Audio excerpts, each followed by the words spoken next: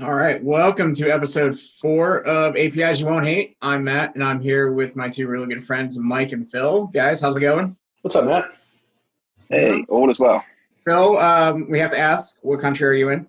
I'm in Portugal. I'm cycling south for the winter. So Smart after man.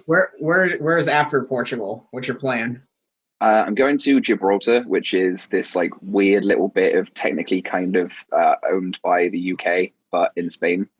Contentious issue.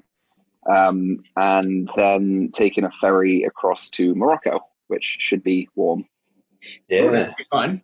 a bit Yeah, of cycling in Africa. That's cool. yeah. I figured I'm kind of running out of bits of Europe, so I've just started going that way instead. Nice. Yeah, that'd be really cool. Hopefully it goes well for you. Hopefully it's not like too much different from what you're used to as well. I think I'm going to get a lot of sand in my bottom bracket, but I'm just going to buy some extra tools to help clean that out. Probably a good idea. Right. Yeah, if you make it as far as Nigeria, I know there's a bustling tech community in Lagos there. Oh yeah, yeah. I don't really know too much. I mean, it's tricky from a cycling point of view because once you get to Morocco, you can't just go wherever you want. Like the border to the right is Algeria, and that border's been closed for a long time. Yeah. And then south is West Sahara, which has some trouble. And my bike is not necessarily set up for kind of sand dune cycling anyway. So I think it might be Morocco and then like back up to Spain. And there's a few different. You can kind of bounce along the south coast doing different ferries. So I might be able to like.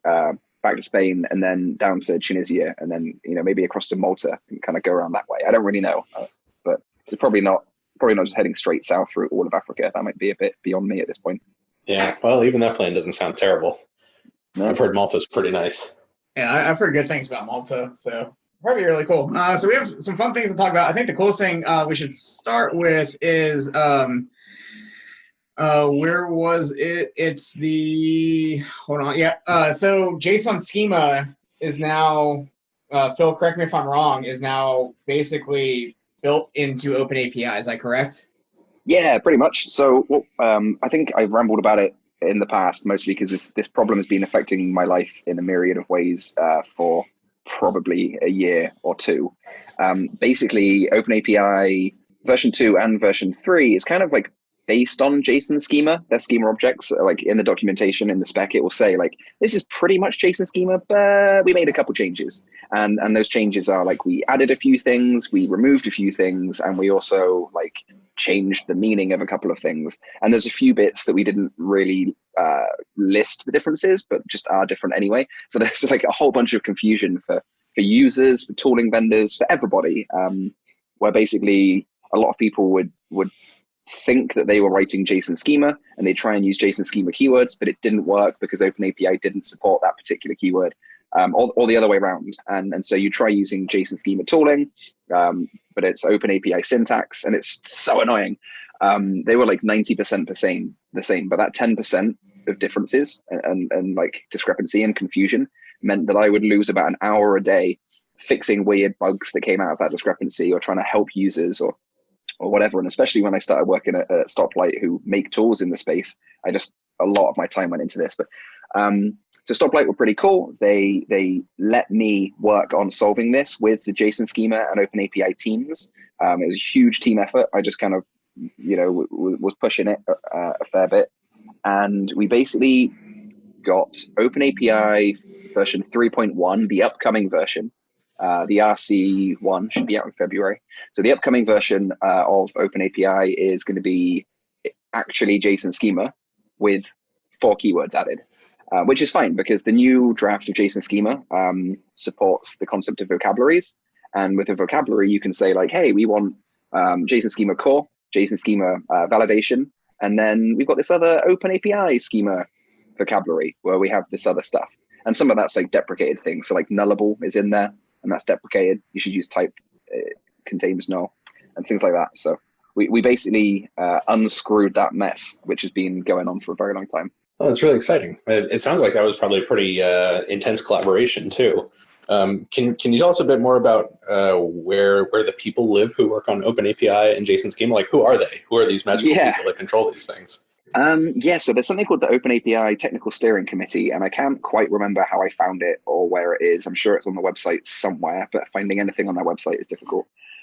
Basically, there's a weekly meeting with something called the Technical Steering Committee, and that involves folks. There's no official head, but like Daryl Miller, who works at Microsoft, does a lot of the kind of chairing those conversations. And there's Ron and Ted and a bunch of other people just on. Anyone can join. So like you guys, anyone listening can just pop in and join. And we just kind of chat about stuff. And as long as there's quorum, then those are the decision makers that can merge the pull requests for OpenAPI. It's kind of tricky because I made a pull request and then like 6 months later it got merged, right? Because there's a lot of things that can come up. Like sometimes people can't make it. They took a little break for summer, which was for the best, because one of the times I was trying to like really push this in a meeting, like, hey, let's get this merge done. But I had like heat exhaustion, maybe potentially heat stroke. And I was like trying to explain the changes that would happen to OpenAPI if they adopted this. And I was like fumbling over my own words. So that one didn't go very well. But then other times, the decision makers are sick, or someone doesn't understand something, so they kind of nod and smile, and then later on they'll go, actually, crap, I didn't understand that. So you actually make backwards progress. And then like some other random problem would come up. Like we had this issue where OpenAPI 3 kind of hints that you might actually need to have type. You have to have type, and JSON schema doesn't require you to have a type. So we had to try and figure that out. And then like nullable false. Like if you don't have nullable, does that, like, what's the default value there, and what does that mean against type? And like all these really weird, super small things that you wouldn't even have thought of in the first place. Someone will go, what about nullable? And you're like, fuck. And then that's like another month of just discussions of trying to solve that thing. So everything got massaged really nicely, and there was like 6 PRs that kind of went in before this big one. But everything is looking pretty good now. And yeah, it's going to be a while before people get to use it, because OpenAPI version 3.1 RC1 will hopefully come out in February. Fingers crossed. This isn't the first time we've had a deadline, but this one sounds more likely. But then all the tooling has to catch up. And not every single tool in the entire ecosystem, but like every tool that you use. And so that can be kind of tricky. Like we're working real hard on Stoplight on getting the latest version of JSON schema supported, and the latest version of OpenAPI supported.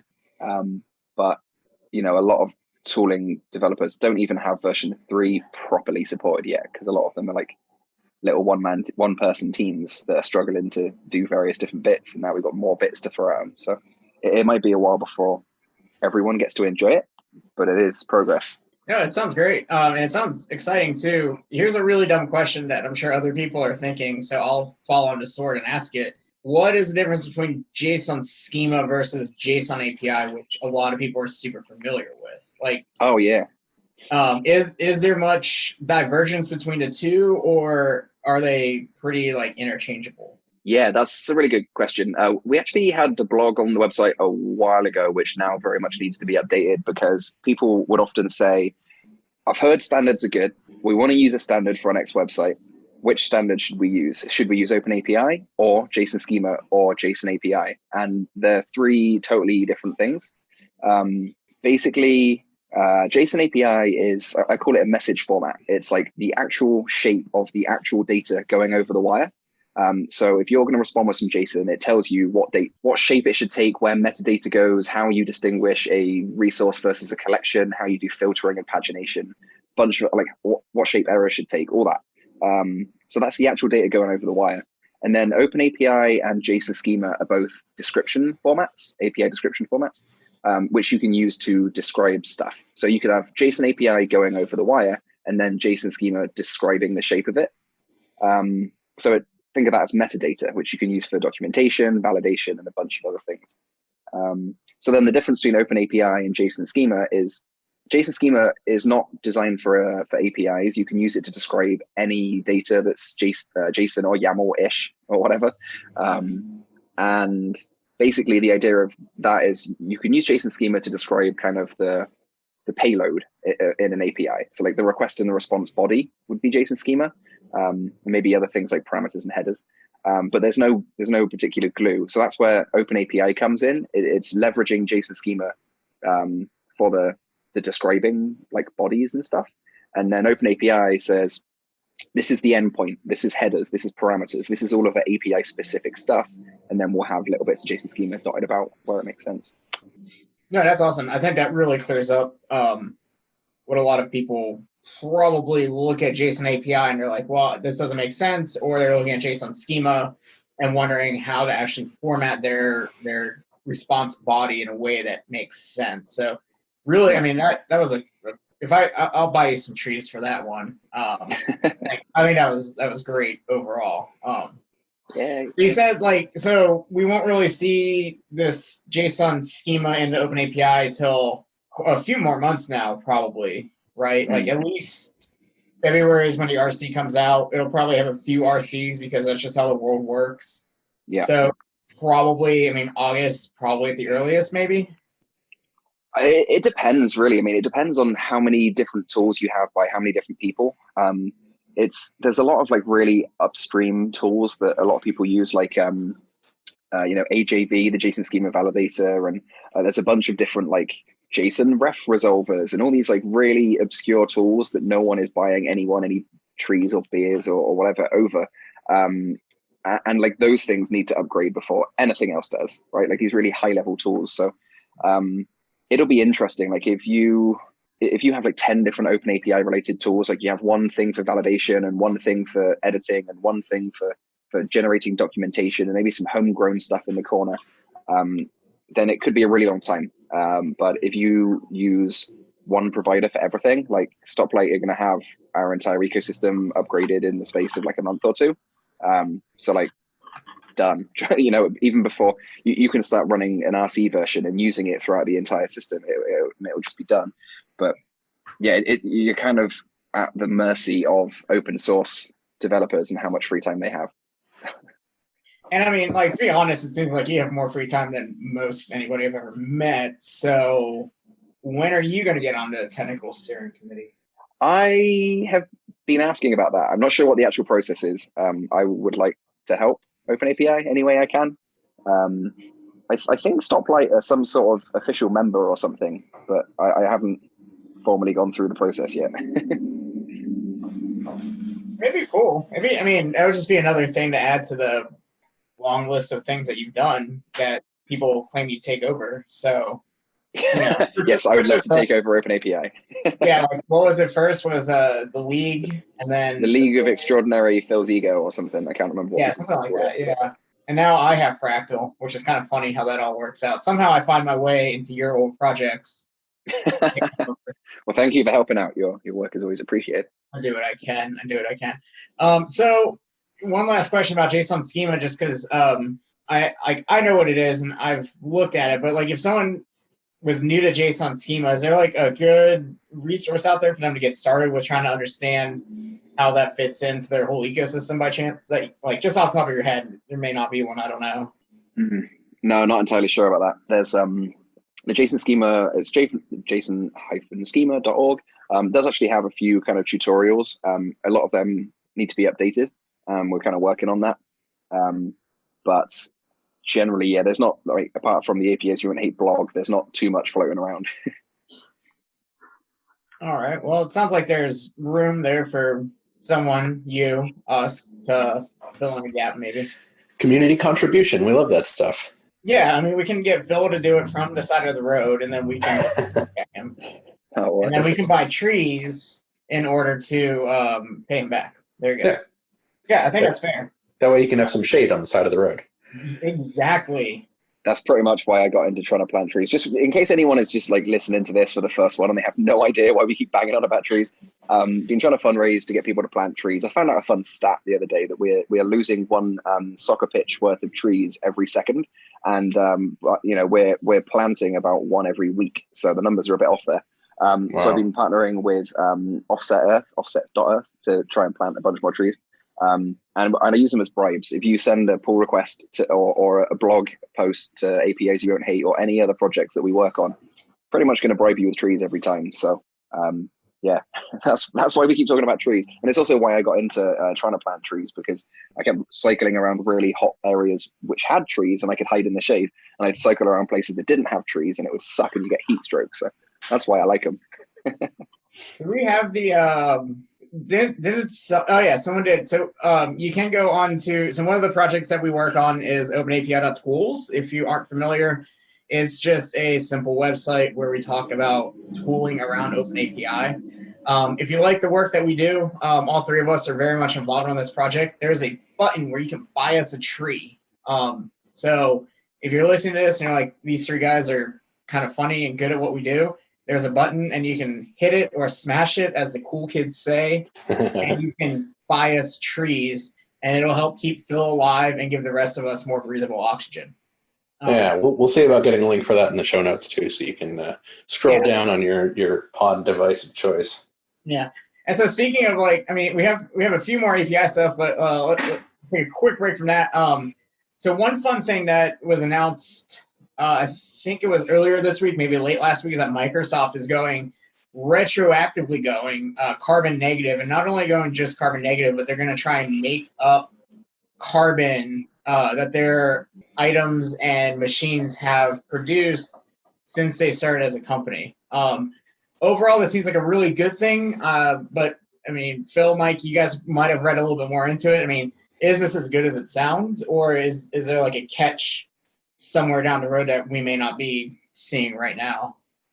Yeah, so it's gigantically ambitious because Microsoft has been around for a long time, right? I think since the 70s, early 80s, something like that, in various capacities. And in those numbers are included all of the offsets for buildings they've built, for software they've produced, for electricity they've consumed, for people traveling, and data centers, all the things that have made Microsoft the company it is. I think probably the biggest challenge is calculating that number effectively and coming down to a reasonable number for offsetting, and then putting money towards it in a way that actually does something meaningful. But with that being said, it's the kind of giant ambitious goal that a company with a $1 billion, multi-billion dollar coin purse should be headed for. And full disclosure, I worked for Microsoft for quite a while, so included in that number, I'm quite grateful for the literally hundreds of flights I took over the 7 years that I was working there, and me and hundreds of probably thousands of other peers who were flying all over the damn place. It's a big number. It's a lot to soak up, and I hope that they're able to do it transparently and in a way that's not just a PR stunt. I sort of have faith that that'll happen. And this got me spinning in kind of a direction this week where I was talking with Phil and a couple others about how folks like us who build software or are putting together software companies can make decisions and plans for building companies that are more carbon neutral and climate friendly and all those other things. At the moment, I don't have a ton of great answers for it, but my early research has indicated a couple of different tools that can be used for calculating or estimating or projecting your carbon offset. I have yet to actually get access to any of these tools because most of them seem to be in early access type of beta. But there's a couple that's the of one tools. that's €100 as well. Yes, right. There's some that you have to pay for, so it's a bit of a problem. I'll drop some links to these also in our show notes. One that I thought was particularly useful that I was reading through was B Corporation, the letter B Corporation.net. It lists off a lot of documentation around, like, here's what you should be thinking about, and here's what we recommend, and here's how you can go get certified if you want to, and you have the budget for it. Man, I don't know. I mean, it seems like Microsoft's doing something really, really ambitious, and I think that's a good thing. Whether or not they'll actually be able to account for everything they've done is challenging, but I also think it's probably the sort of situation where they'll come up with some number and multiply it by 10, for a sort of factor of safety kind of thing. Or at least I hope they do, and I look forward to hearing more about it in the future. I know that all of my colleagues and former comrades from Microsoft have been tweeting about this all week, and so it's the kind of thing that people can get behind, and it seems like a good thing to me all up. I'd love to see more companies jump on that bandwagon and do it. Yeah, I would agree with you on that one. I mean, it's super cool. I'm pretty sure, I don't think Apple has retroactively gone carbon negative, but I know they're very much at the forefront of trying to be as renewable as possible. I think Cupertino is solar panel pretty much as they can be. And if I'm correct, they are on 100% renewable energy. So it's cool to see private business do it. I would love to see the government own up and be mature adults. That's never going to happen. But I will say that from listening to like you and Phil and other people, it's made me start kind of changing my life a little bit. Things like whenever the Impossible Burger is being offered, I try and buy it. Just not because I'm a vegan or anything, but because it tastes good. A and B, the more interest they see in it, hopefully they'll start driving the price down. So that way it's a lot more accessible for a lot of people. A lot of places, at least here in Nashville, I don't know how it is throughout the rest of the country, but there's usually like a $4 or $5 charge to do the Impossible Burger on top of like a normal burger. So a normal burger here is like $12, so it ends up being 17. Beer, all that stuff ends up being like $25, which I can afford thanks to my, like working in tech and all that. But so I'm taking it upon myself to try and eat that more often, so that way, hopefully businesses see it as a success, and then they can start bringing the price down just a little bit. We just had our first like refillable store. I don't know what the right word is, but like it's a zero waste stores, a no waste store open up in Nashville, which blew my mind. We're a pretty progressive city, and it's 2020. We just got one of those, but it makes me so excited to see this kind of stuff starting to pop up and become more mainstream. So, I mean, the word's kind of the point. Yeah, the more people do this stuff, like the more it happens, and obviously the people with more money sometimes have to kind of bite the bullet and do the more expensive things sometimes, but that drives it down for everyone. So whether it's, whenever I mention zero waste stores, people say, oh, that's easy for you in bloody Brooklyn, they're on every corner, right? But if people start to go to them a bunch, and businesses are always looking at trends, and if a trend for zero waste is happening, then more places are going to pop up, and soon it won't just be in the middle of Gowanus. It will be actually, all over the place, like Nashville too. So, the more this stuff happens, the better it is for everyone. And that's one of the big messages about the Microsoft situation. Like, it's obviously good. They're trying to go, trying to get down to zero, and then even beyond that.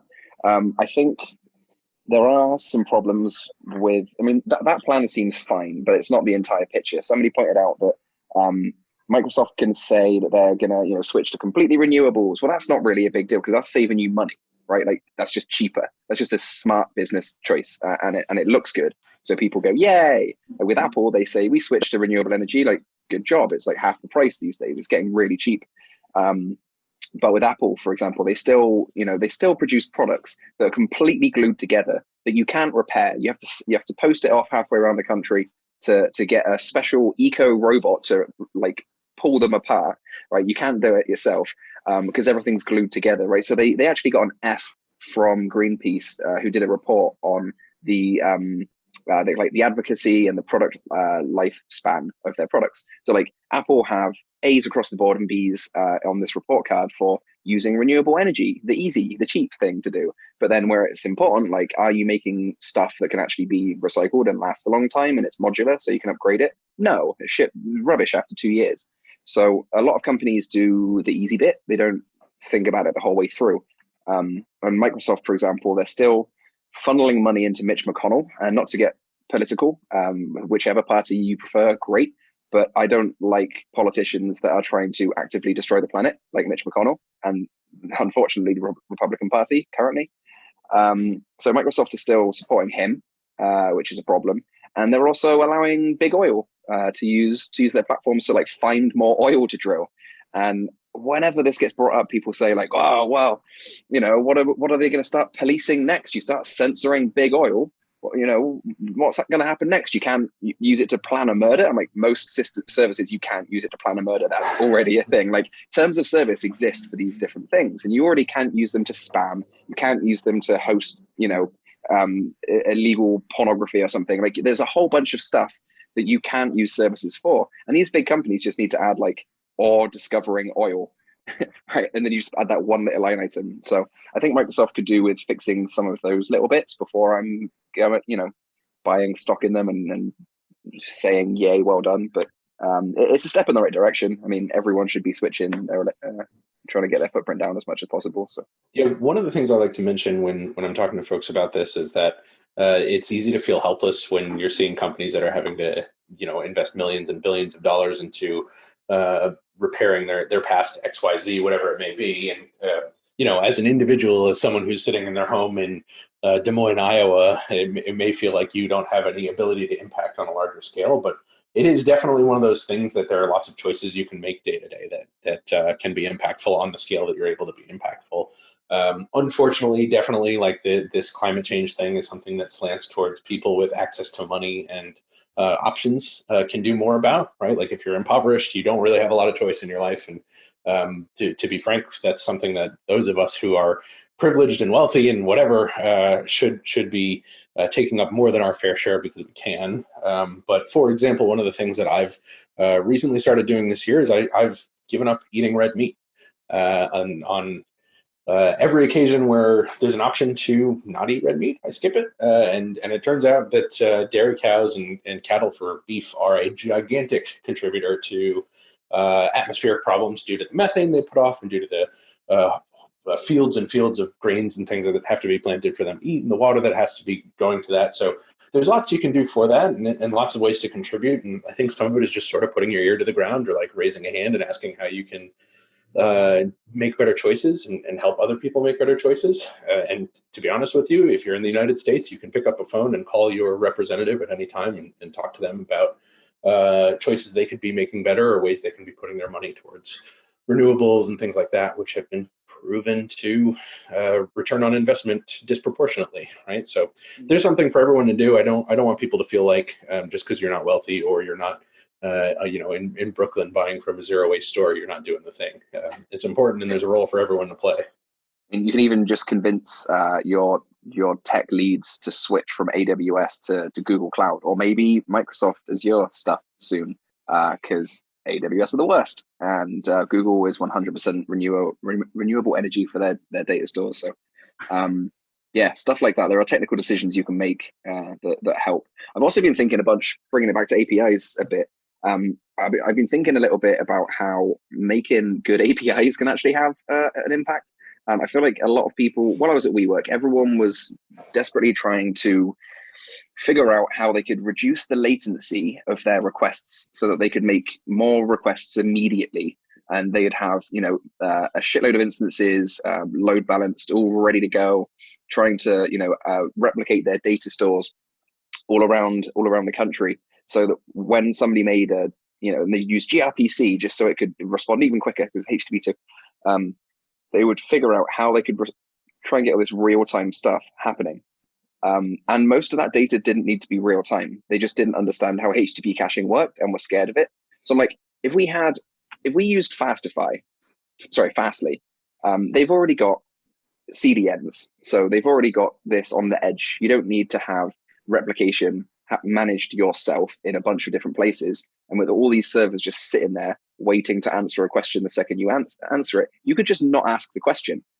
Or you could get Fastify to do it. And then Fastify you kind of kick the footprint down the road a little bit, absolutely. But it's going to be a much smaller footprint because there are a bunch of people at Fastify whose entire job is to try and lower that. So I am starting to wonder if making smaller, targeted, cacheable endpoints with only the data that you need and not 10 different related bits of information because you wanted a foo, but you got a bar and a baz and something else instead.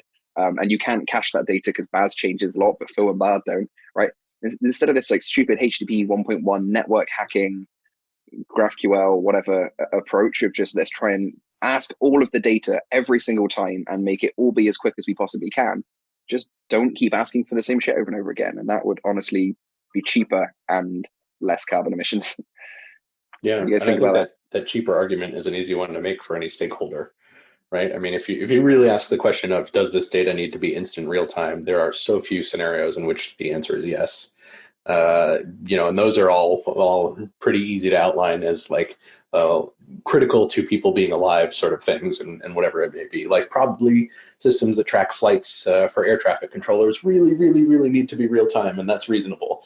But your co-working lobby check-in software probably doesn't need to be as real time as your team would like for it to be.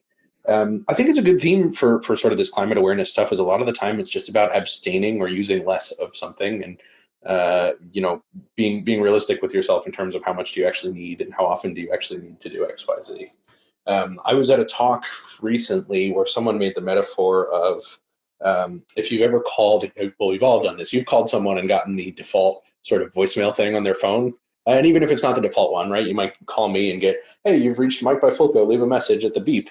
And then immediately, what's the next thing you hear after that is a beep and then instructions to tell you how to leave a voicemail, which is something that everyone on the planet knows how to do, right? That 7-second quip of like, when you're finished leaving your message, please hang up or press pound or whatever it is. Like if that, the metaphor the guy made was that if that message was cut out of everyone's phone system across the world, we would save like megawatts of electricity per day, which is just this it's an unreasonable thing. Everyone knows how to leave a voicemail, right? And it's one of those things that just has become so assumed in the system. I feel like you should be questioning things as you design them and build them and just about everything you do like that before you create this ubiquitous monster that's just something that, well, of course we have to have the thing where it says press pound to end your voicemail.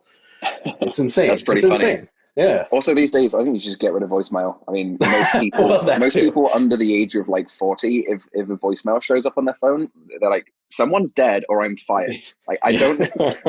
You just stare at your phone for a while and go, "What did I do? Is this in response to something I did when I was drunk the other day?" Like, I don't. Exactly. Anyway, that's a bit from my stand-up act I'm working on. Like 5. It's perfect. Anyway, just for the record, I looked real fast. I have voicemails going back to October 7th of last year. Nice. I still haven't listened to. So, and I qualify as a millennial, so obviously we're killing that industry. Have you been fired, or are you missing any relatives? Check everyone's okay. I also don't have a Facebook anymore, so I have no idea how to check. I guess I'll actually call people. No. Perfect. But now we sucked everyone into our environmental talks, we can get back to APIs for a little bit. Something that I ran into the other day, I'd love y'all's opinions on, is still running into this paradigm of returning 200 OK with an error message in the body instead of one of the countless other error API codes that I know Daryl Miller knows literally by memory. Is there, like, obviously it's done for ease and it's done just like to get it out fast. Is there a resource out there to educate people on like what API response code they should actually be using? Or is that what 200 OK Boomer is probably going to turn into? Actually, Daryl Miller did make a flowchart of when to use exactly which. Yeah, I think a lot of the time people don't use it just because they have to figure out which is the exact appropriate one. And it can be frustrating that a lot of people feel the need to use every single status code ever. I think in the book I talked about it, like some people kind of approach it like it's Harry Potter and they just learned a new magical spell. They're like, oh, a 417, haha, Wingardium Leviosa, and they just get too excited about it. But yeah, like picking roughly the closest thing can be pretty useful and powerful. I don't know. We had a bunch of APIs, some third party thing. And we had a monitoring system set up. This was a bit of a shaky crap API that kept going down and crashing the entire company every month. And we set up some monitoring, RunScope traffic inspector. It's gone now, but it was good. And every now and then 500s would show up. And we'd noticed that because they used the 500 code, this monitoring system would know that there was a problem without us having to code anything specific to API. But then we noticed there were a bunch of errors coming through. We're like, we seem to be getting more errors than this monitoring system is suggesting. There must be something going on. And we noticed that some of their errors were coming through on 200 for no apparent reason. And when we emailed them and said like, hey, there's errors sneaking into our system and tripping things up, they just went, oh yeah, no, those are correct. And I was like, well, why is it you got 500 over here but 200 over there? They went, oh, those 500s are an error. They should all be 200. I was like, that's the wrong way around. It's very strange. I don't personally understand it. The conventions of HTTP aren't just a bunch of well actuallys, right? It comes across that way, but there's a bunch of conventions so that loads of different pieces of tooling, from monitoring to testing to anything, like your New Relic and the traffic inspectors and debugging tools and cache proxies and everything. If you all use these conventions, then all of these tools just work perfectly, even though those tools haven't got a damn clue about your API or anything to do with it. And I think people just don't quite appreciate how powerful that is, and they ignore all those things. They probably don't even use HTTP caching, or they probably don't use any of those tools, or they don't need like automated monitoring for 100 different APIs that they don't necessarily know how they work properly. So they just don't bother, and then reinvent the wheel 100 times and build some very specific monitoring system that looks at their, like, there was an error, true, and whatever JSON, payload they've got, and just build it all themselves, I guess. I mean, it's weird. Yeah, if I can offer a bit of perspective. So as a reminder, if you're new listening to this, my role as a developer is pretty much always on the other side of the API, right? Like whereas Phil and Matt are the guys who are building the thing and piping it out, I'm the jughead on the other end of the line who's receiving and using the API to build things out. And a lot of the times, from my perspective, it is you get what you get and you kind of deal with it, because I don't currently, and it's been a long time since I've worked on any team where I've been working with the API builders, so to say. And so you're forced to do this dance of like figuring out how the errors come back, if they come back. I have memories of querying systems for data and getting back a response that says, here's the shape of the data, but you should be looking at this little node inside of it to see if the exists flag is set to true or false, which is really what would indicate maybe an error on the other side traditionally. So from the perspective of the end user of the API, a lot of the time it causes you to bend over backwards to anticipate all of the possible errors. Whereas if there was a predictable way to say, okay, well, I may not know what this specific 4xx or 5xx error means, at least know that that error is either coming from the client end or from the server end, and I can dish out some sort of response as they come along. The world we live in, the reality of the world that I live in, at least, is that a lot of the time you really just don't know these errors until you bump into them. And so from my perspective, what it's required is really, really good logging and real-time event reporting on the client side that may even just send something off to a Slack channel or to a paper trail log or something like that gets inspected after the fact.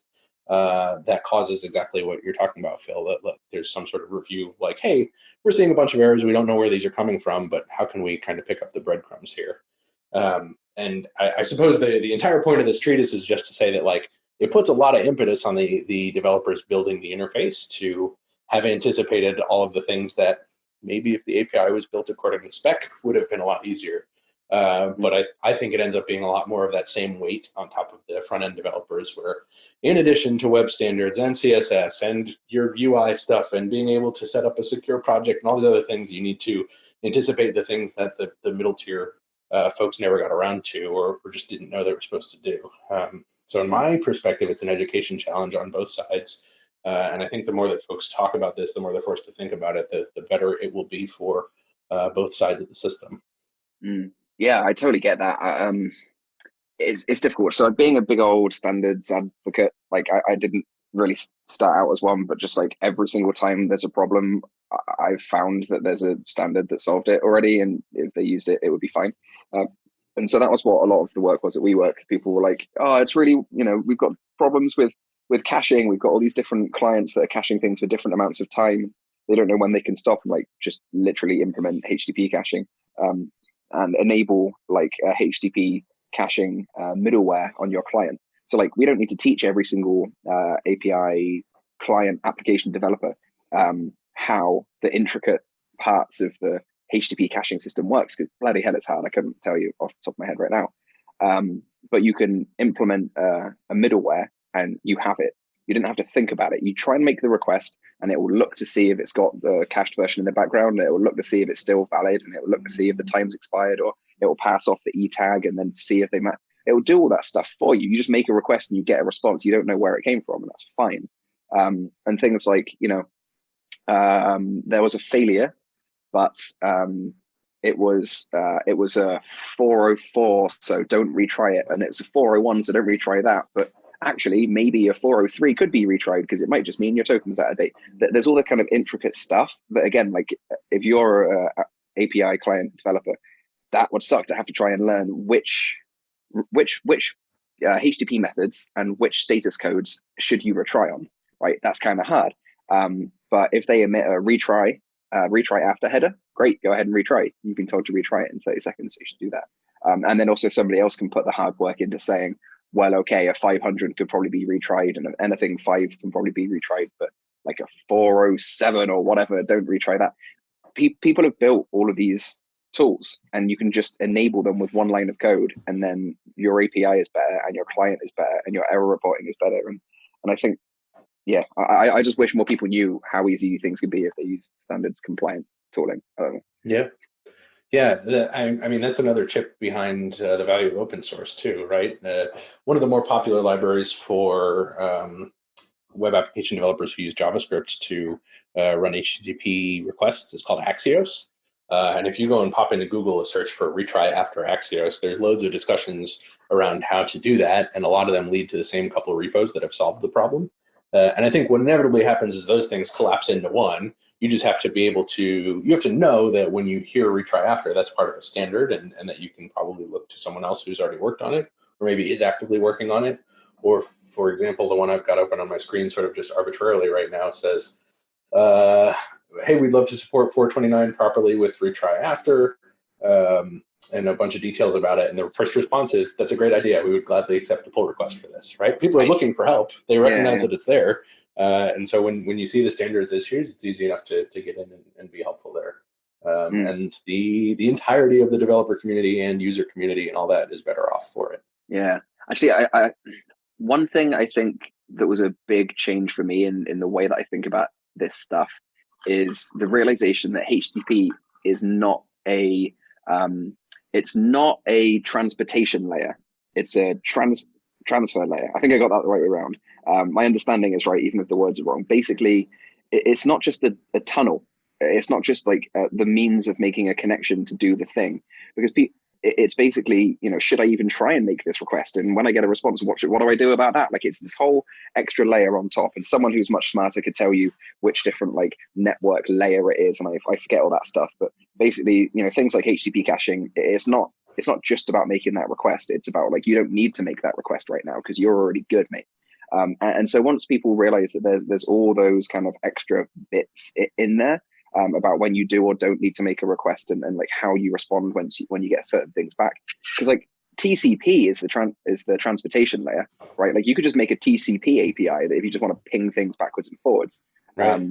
And with those APIs, like things like gRPC, you really are just pinging things backwards and forwards, and there is no standard for how errors should be formatted, because they don't really care, because you're just trying to ping the server, and then it will be like success, false, or whatever, just like in the Ajax days, we used to do the same thing. Everyone had a totally different way of saying there was an error. Did it work? False, whatever.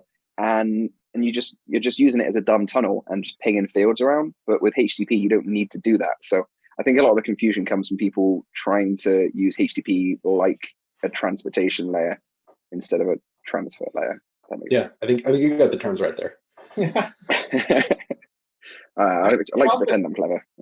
It also, with lack of developer education, with something like code boot camps and stuff, with so much you have to teach, things like this fall into the wayside. Things like accessibility get fall into the wayside. So it not only is it on us as the open source developers to write these features for like Axios or whatever, but also to come up with silly little one-page sites like we do, like OpenAPI.tools and stuff, as a way to break down standards that are boring to read. I mean, who likes to read RFCs?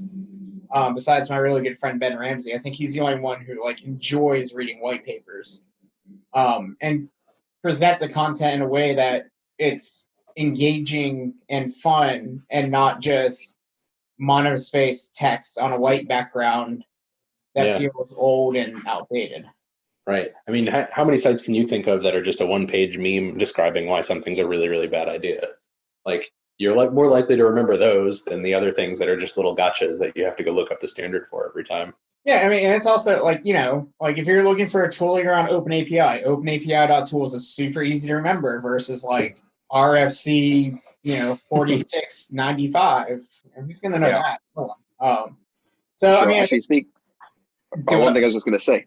One thing there is, so OpenAPI are also working on making things a little bit easier to understand. Like right now, a lot of OpenAPI tooling kind of it isn't super great a lot of the time, because reading that giant spec is hard, and people miss things and get bored. Like every time I go back to it, I find some whole section that I completely forgot about, like the encoding keywords. I have no idea they existed until a few months ago. So they're actually starting to work on creating more tutorial type content, so people don't have to read the spec, because no one wants to read through something that's got a title that's, section 74. So yeah, like everyone needs to work on this. Like if you are producing RFCs, write an awesome blog about it. Please bring it to us and put it on our website, because a lot of the people that write the RFCs, sometimes there's a couple of people that do write really good blogs and they do like talk like human beings and make it really easy to understand. But a lot of them just end up kind of being surfaced in some white paper that's announced at a webinar that was hidden behind an email wall that automatically spammed you with so many things you unsubscribed before you got the webinar. Like some of this stuff is so hidden in layers of nonsense that it's really hard to find. So if you're working on standards and tooling and things like that, like talk about it like humans, and talk to us if you need help doing that. Like we'd love to write blog posts about some cool new RFC you've got coming out for API related stuff. But yeah, we need to make it easier for people to understand, or they just won't. And we'll be having this conversation forever. All right, so that's a challenge, and if someone can write a really cool blog post about like HTTP caching or something that's not Phil, I will buy you some trees. That's the challenge. So Nice. Literally everyone wins, even Phil. So there you go. Sounds perfect. I mean, this covered a lot of really good stuff. I think we had some really awesome discussions. Does anyone have any lasting final thoughts they want to get out, or? Oh, we should thank Stoplight, our employers, who pay us a little bit of money so that we can afford to hire someone to edit this nonsense into something that sounds intelligent at the end. Yep. So if you don't know, Stoplight employs Phil, and they do a wonderful job of keeping him paid to ride bicycles over Europe. But I mean, real fast, y'all just, I saw your tweet a couple of days ago. I mean, y'all have done some incredible things over the past couple of weeks, it seems like. Oh yeah, we've made some pretty cool switches internally. One of the last projects I was working on was getting the company switched over to CI/CD. So instead of these big, like every 2 weeks, there's a very tricky release where we have to like test everything. We now have a bunch of automated testing, and we can just merge PRs and they go to production. So the speed in which we can deploy stuff is increasing. And with the number of engineers we've hired recently, it's like 5 new people a month show up. I'm like, I don't even know who you are. Hey, how's it going? So the Slack's become wild. And yeah, we've got some really interesting features. I think a lot of people used Studio when version 1 or maybe 1.1 was out. And then they like gave it a try and were like, oh, it hasn't got this advanced feature that I really hoped it would. I'm like, right, we just released version 1 like the other day, hang on a minute. We're now, yeah, like why doesn't this MVP have all the advanced functionality? Totally understandable. But we have been like working like mad. So there are a few like awkward differences between Studio Desktop and web, where you could publish on the web, but you couldn't publish on desktop, and we fixed it. And you can publish multiple branches, so you can have like V1, V2, V3 API documentation in different branches, or you can have like a develop branch for your documentation and link to that separately. And there's just loads of stuff happening that is pretty exciting. So my role there changed from kind of planning technical stuff and writing a lot of like description documents and product requirement documents to I don't want to say evangelist, maybe evangelist, but like talking about what we're doing, because we released a bunch of stuff and no one really knew about it because people aren't reading release notes.